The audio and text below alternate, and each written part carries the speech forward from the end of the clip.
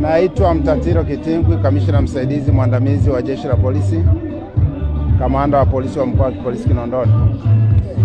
Asubuhi ya leo tulikutana wenzetu wa vyombo vya ulinzi na usalama, kwa maana ya Jeshi la Wananchi wa Tanzania, magereza, uhamiaji, na sisi wenyewe Jeshi la Polisi, lakini na wale wenzetu wa zimamoto.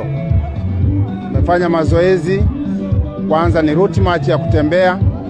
Tumeanzia hapa kambi ya Mwenge, tukaenda mpaka pale katikati ya mji, kwa maana ya maeneo ya Mwenge na barabara zake.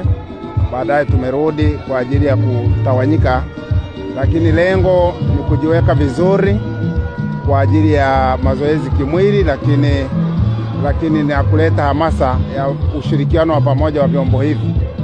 Kwa kweli ni jambo zuri sana. Pongezi kwa viongozi wetu wa juu, kwa maana jinsi ambavyo walitukumbusha pia maelekezo kwamba tuwe na forum kama hii ya kukutana pamoja, kutembea na kufanya mazoezi ya viungo, lakini mwisho tunakaa pamoja maafisa na askari wa vyombo mbalimbali. Jambo hili ni zuri na tumehamasishana tena Ijumaa itakayokuja hamasa iwe kubwa zaidi ya hivi ilivyokuwa leo. Kwa kweli kwa jinsi ambavyo tumeona tangu tulivyoanza leo na hata wiki inayokuja, tunaona hamasa ni kubwa. Askari morali iko juu, wamependa sana zoezi hili na kitendo hiki ambacho kimeelekezwa ama kimeanzishwa na viongozi wetu wa juu.